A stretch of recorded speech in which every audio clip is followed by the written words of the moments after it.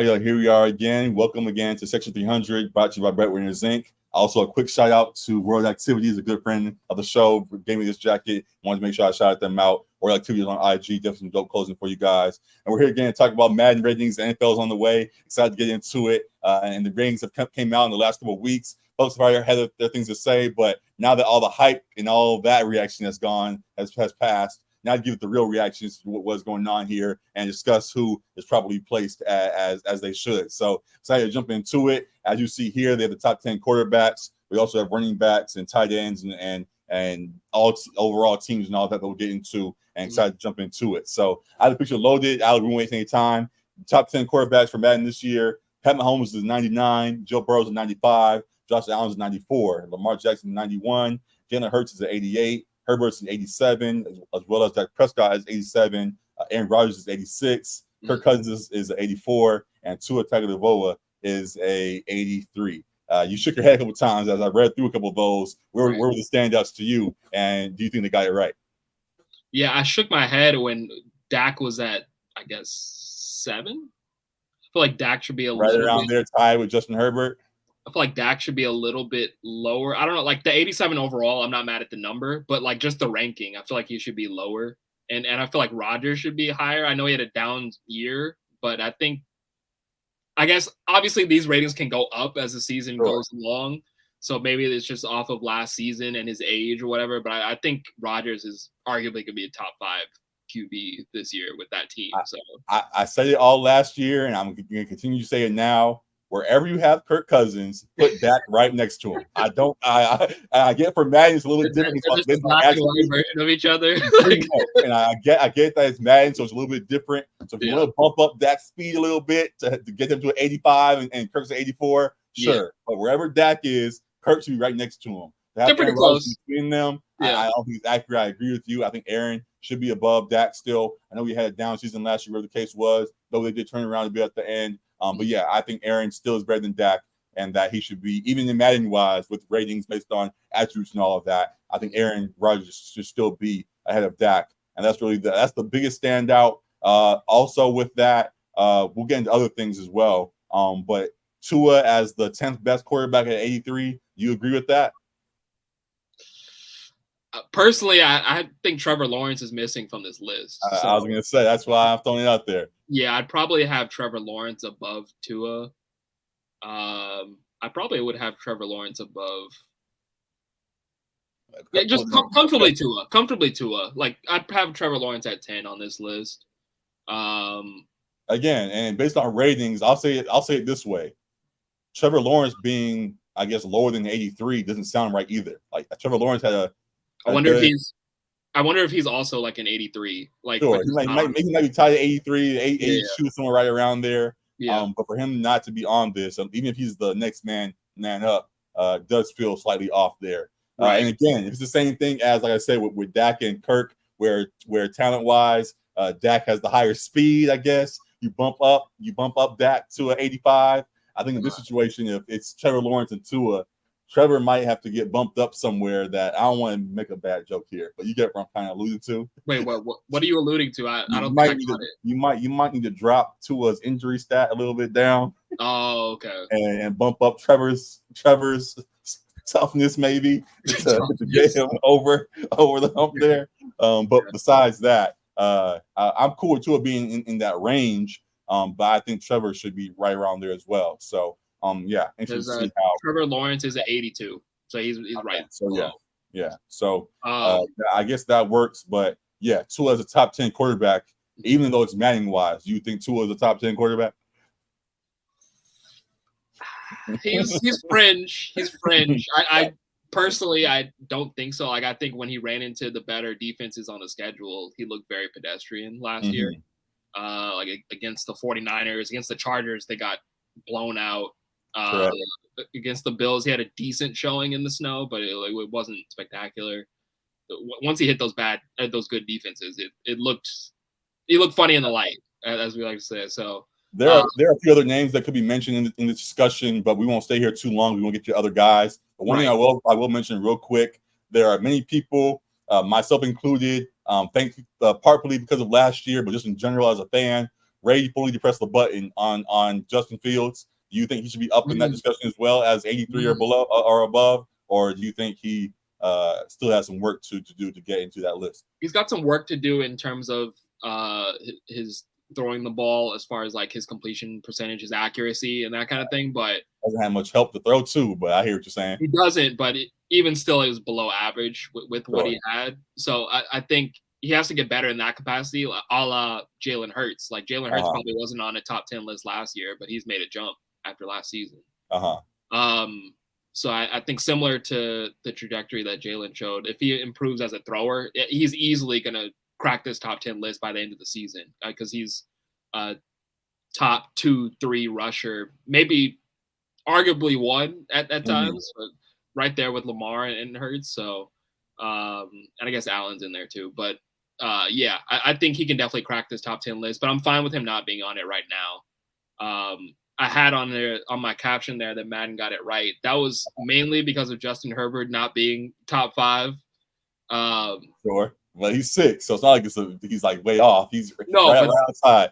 But I said I got it right. They got it right because I believe Jalen Hurts should be ahead of him after the year that he had. Sure. And I think Lamar gets disrespected at times and deserves to be in that spot as well. That was my last note. What do you think about him being 3 points lower than Josh Allen? I'm fine with that. I think Josh Allen, even Madden wise, you're fine with that, I guess you're saying? Yeah, because obviously he's not as dynamic as Lamar as a runner, but he's also one of the better rushing quarterbacks in the league too. So he has that ability. I think he's a better thrower of the ball than Lamar. Not to say Lamar is bad, but I just think he's better. So I'm not mad at that. At Josh being 3 above him, I think Lamar obviously can increase his rating going on throughout the year. But I think the top 3 are pretty solidified to me, and I'm happy that Joe Burrow has got his solidified 2 spot after the seasons he's had. We fought, even as a Raven fan, we fought hard for that. Like, bro, stop putting Josh above Joe. Like, guy. So I'm glad we agree with that, and I'm cool with it. So good stuff for the quarterbacks there. Moving on, maybe a little bit quicker with discussion, but top 10 running backs right now: Nick Chubb 97, McCaffrey 96, Josh Jacobs 95, Derrick Henry 94, Saquon 93, Dalvin Cook 91, Austin Eckler 89, Jonathan Taylor also 89, Tony Pollard is 88, and Aaron Jones is at 88 as well. Standouts to you there, and do they again get it right? I think so. I probably would have McCaffrey over Chubb, but I'm not mad at Chubb being one. I think it's very close. Chubb is obviously more of a pure running back, right? But McCaffrey just having the dynamicism and versatility. But I'm not mad at that. I mean, because they're very close in ranking. And then that's the hard part about Madden. Like you have to give certain guys boosts in certain areas because Madden wise they check more of the boxes. But in real life, like you also know that certain guys are better than other guys. So you have to adjust it. So like Nick Chubb or McCaffrey may be more Madden wise better than Chubb, but Chubb is the quintessential running back right now. Strength at a 99 or whatever. Exactly. So you have to adjust some things to make sure that Chubb is above McCaffrey. It's accurate to real life. So but again, it's only a 1 point difference again. So they very well could be tied, and we know how things adjust throughout the season. So things can jump around as need be as things go along. But I agree with this for the most part. Yep. I got Madden got it right down there. I don't really have a whole lot of qualms about this list, especially like one that could be interesting. We talked about there being various reasons. We had another episode we just talked about with running backs directly, and we talked about specifically something going on. We didn't go into it in full depth. We won't go into full depth here, but Dalvin Cook not being signed right now, having issues going on. He's had injuries a couple times in recent years. Him still being at a 91. Is that still accurate, or do you think they may have given a little boost for whatever reason? I think he's right around a 90. Yeah. Still? I think so. Like as a rusher of the football, absolutely. He still had a solid season amidst the injuries last year in Minnesota. Right. And he was playing on a bum shoulder for a lot of the season. So I'll tell you this, Madden wise, when I saw that franchise, I'm going straight to that free agency tab and snatching him right up. Oh, Dalvin. Yeah, absolutely. No hesitation. Thank you for your service. Yeah. I know there was some discussion right when he got released or whatever that like Miami, like the Dolphins could potentially go after him. Right. And that'll be a cool landing spot, but unsure yet where he's gonna land. But yeah, no, I think he's still in the upper echelon of as far as especially pure running back. Like you could maybe argue that Austin Eckler provides a little bit more because of what he does catching out of the backfield too. But I think Cook is a better rushing running back than Eckler is. It's a lesser version of Chubb and McCaffrey. Yeah, same kind of debate. Yeah, so I'm not mad at that. Like you could argue like Jonathan Taylor could maybe be above Eckler. He had a really down year too. Right. So, but no, I'm not mad really at this list at all. I think it's the right guys up here. You could maybe have Etienne like close to it, or like Breece Hall, like some of those young running backs. Bijan is maybe a top 10 running back already. We just haven't seen it. He has a place to earn it, but right. Yeah, he already seems like he's going to be that guy. I will say for what we do have here already, what do you think about Derrick Henry being 4? He's been the quintessential running back alongside Nick Chubb for a few years now. Had his own injuries and things, but when he did play, seemed to still continue to produce as a top guy. What do you think about him, I guess, dropping a little bit? I believe he's in the 99 club a couple of times, and now is at 94 and the 4th best running back. What do you think about him? Yeah, I think that's a respectable rating for him because the way he's kind of talked about, maybe that's just more of the fantasy football discourse that I hear, but he's talked about as like he's kind of at that point in his age and running back age where he's about to like hit that part where you're over the cliff and you're. He has that AP thing to him where people keep wanting to put him past his prime. He's like, no, I'm still here. Like, and he's still, as long as he's getting 30 carries a game, like he's gonna be productive. They might need to decrease that a little bit because he has dealt with injuries. Exactly. But if he's still getting 20 touches a game, he still is a 94 overall, especially. And if he's playing the Texans, he turns into a 105 overall. Exactly. That's already a boost in his score. But yeah, I think that's a respectable overall for Derrick Henry too. He's not quite as efficient as he has been in previous years too, as far as like the yards per carry and that kind of thing too. But he's still a dominant force. Like teams still got to stack the box against him and everything. So So yeah, I think that's about it for running backs. I agree with all you said there, and excited to see how they play out. The next on the list is wide receivers. Up top at number 1, probably the 99 club, Justin Jefferson. 98, Tyreek Hill. 97, Devontae Adams. Stephon Diggs at 96. Cooper Kupp at 96 as well. Jamar Chase at 94. DeAndre Hopkins at 93. Terry McLaurin at 92. AJ Brown at 91. And Amari Cooper is at 91 as well. How you feel about that top 10? Yeah, not a whole lot of disagreement. I think the top 3 have arguments to all be 99s. Correct. In my opinion. I'm not mad at them. Like if they only want to have 199 per position, I'm not mad at that either. And I think I'll say Kupp, not necessarily disrespected, but just with the season we saw him have in that Super Bowl run too, he could be slightly higher. Like I could probably put him over Stephon. But Stephon went crazy last year though. So they're all in a similar class of wide receiver though. So like I said, I'm not really mad at where he's at, especially coming off the injury. Jamar Chase seemed all world a couple years ago, and I think he did good last year as well. We think about him being down at 94 and not being a little bit closer to that class at 95 or even 96 himself. Yeah, I mean, two points off. He's not far off there, so I'm not that far off. But do you think there's something missing there that is keeping him down that low? Like what's missing that would be preventing him being up those 2 points? That's a good question. Like, I think his production and success on the field. I think you could easily argue he's a 96 as well too. Yeah.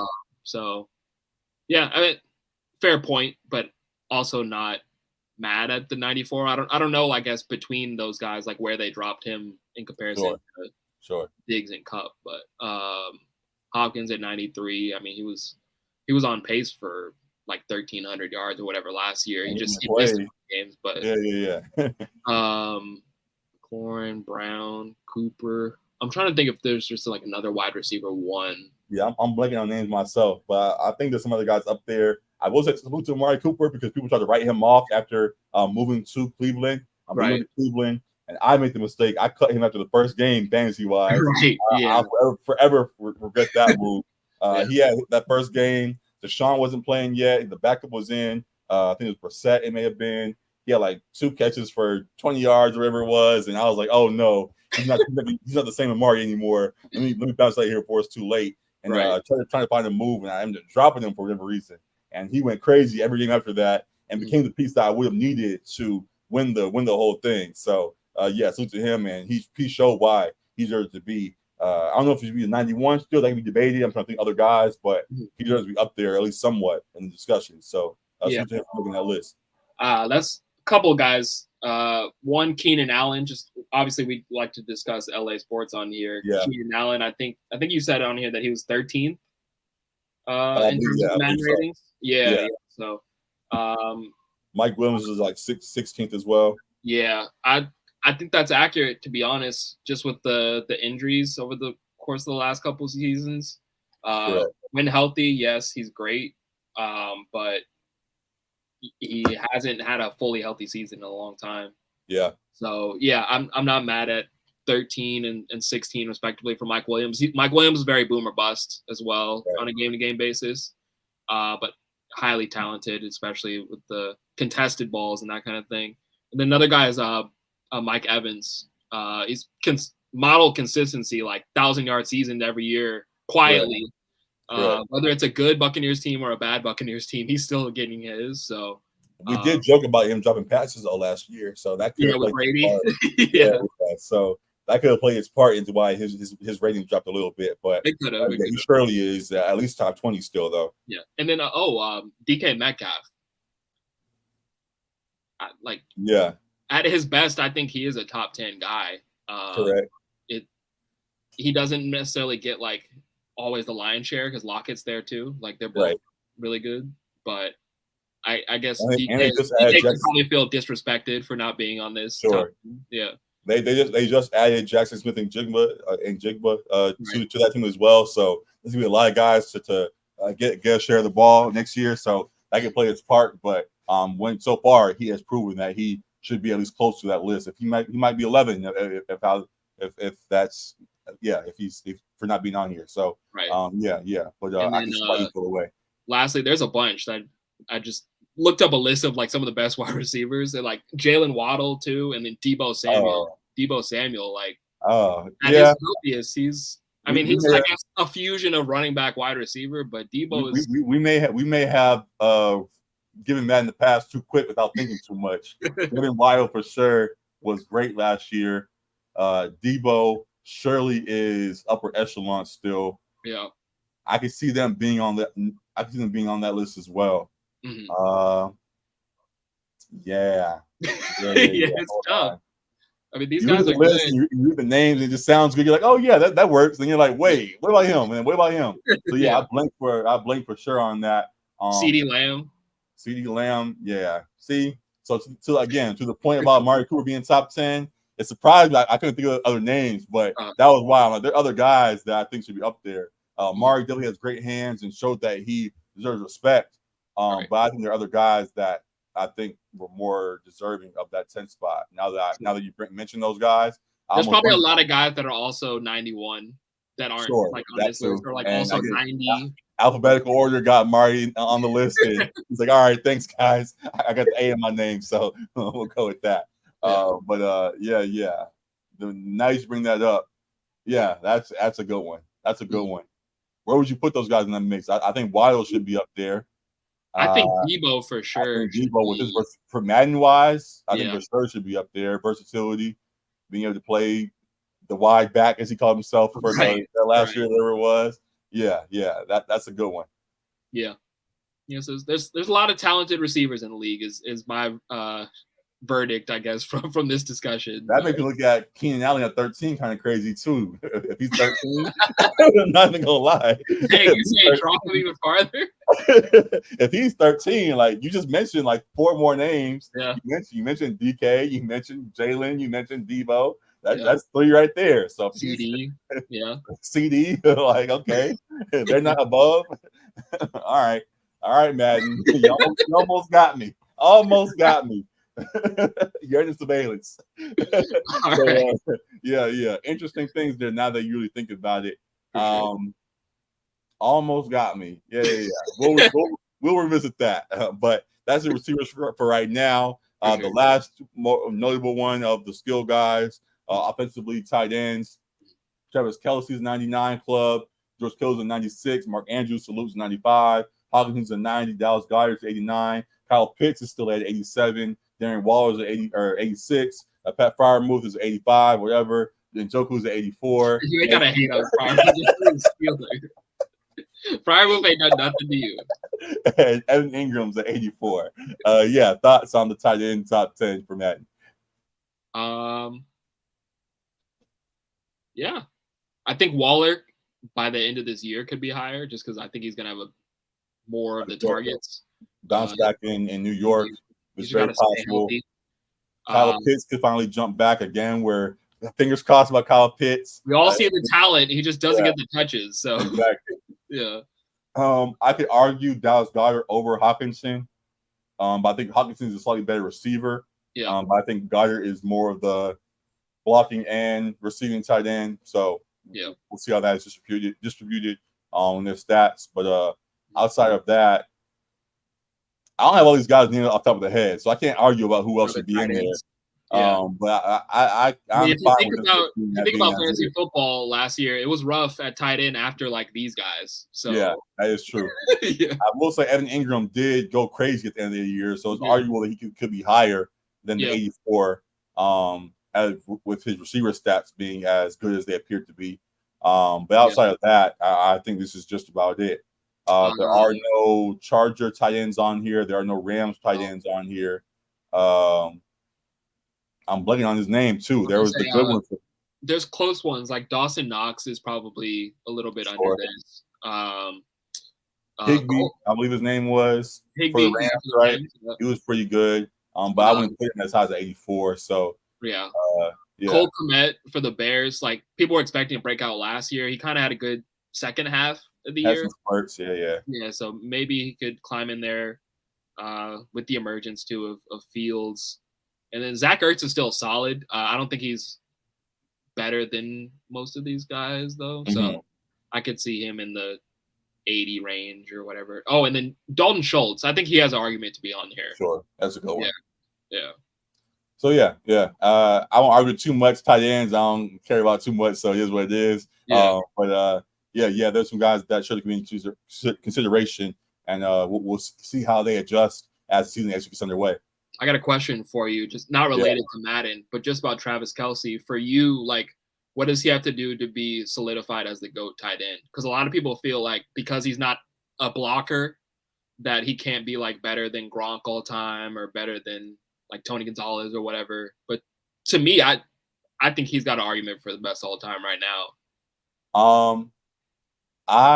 My argument in rebuttal to them is that as much as they were blockers, they changed the game. Those guys you mentioned, Gonzalez and Gronkowski, because of how good receivers they became. Right. And Kelce came in and then doubled down on that and just became truly a receiver himself from the tight end spot to the nth degree. So I think even though he may lack a little bit in blocking, he's such a threat as a receiver that it balances out to the nth degree, as we've seen, as he's been the clear top tight end for pretty much since he's emerged alongside Mahomes there. So I think he's been the GOAT to me for a couple of years now, honestly. Okay. So maybe that's just living in the moment, but as I think more, I think for what I would want from a tight end, a guy that is the ultimate safety blanket, as well as a guy that if all else fails, beyond the safety blanket meeting, beyond just receivers can't find their way, I know that this tight end can come in and not only be a safety blanket, but can produce and put numbers on the board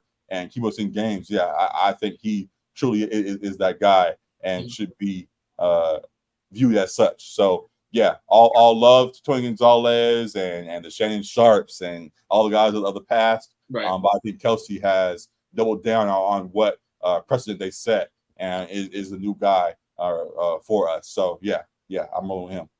Yeah, I'm with you. I mean, he continues to break records in the playoffs. Like every playoffs, it's something else. It's the Right. 3 or 4 touchdown game or whatever he had. Yeah. And Like, so we see it coming. Like, okay, it's like all of us may fail, and Kelce's there. It's like stop yeah. Kelce and let the rest play out, and they can't stop him. Right. And he ends up still going for 3, 4, 5. He had 4 or 5 touchdown game one I think it time. was like 4 touchdowns. Yeah, he still goes for 4 touchdowns at times. So yeah, he'll go crazy. It's not like the little goal line passes either. He's running around everywhere. Yeah. screen passes, wherever the case is, and finding his way into the end zone in crucial moments. So yeah, he definitely is that guy for me. Absolutely. Yeah, So I'm just curious. Yeah, I'm with you on that. Yeah. So good at the time position. Before we get onto the other side of the ball, one last thing that kind of encapsulates everything. A fun one to take note of is top 10 for speed. Tyreek Hill's 99 speed. Jalen Wild's 98 speed. Tariq Woolen from the Seahawks is a 98.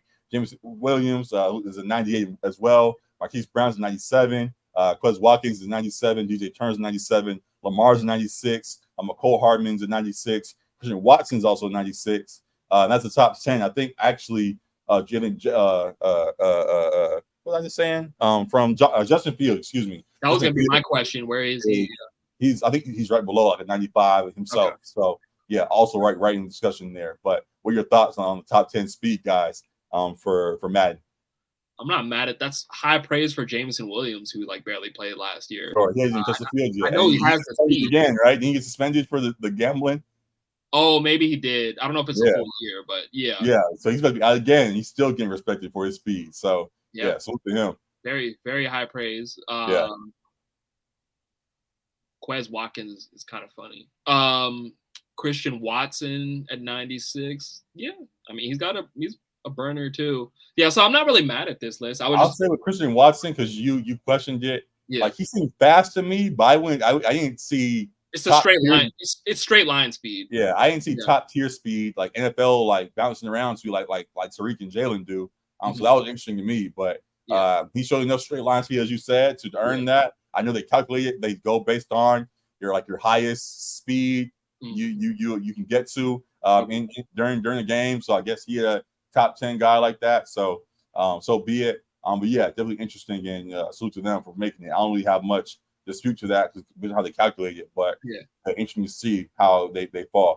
Yeah, no, just that like I think Justin Fields should be kind of how you said like Kirk and Dak should be right next to each other in terms of running the ball at the quarterback position. I think Fields should be right next to wherever Lamar is.